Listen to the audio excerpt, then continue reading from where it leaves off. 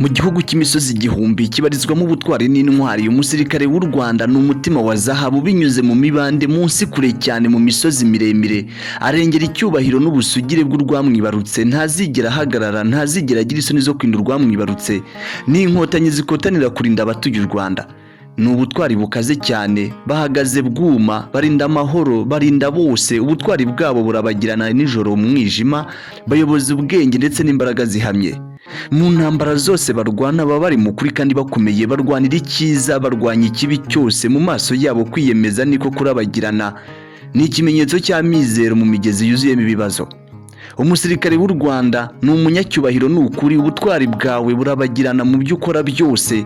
Iteka ryose wubahwe, iteka ryose ushimirwe ubutwari bwawe. Igihugu cy'u Rwanda kirarinzwe ku bwawe. Ishami ry'inkotanyi Samu Kwizera mbifurije kugira ubuzima, ibyo kurya n'amafaranga, kuko uru Rwanda rukwiye ibyiza. Rdf-Umutamenwa.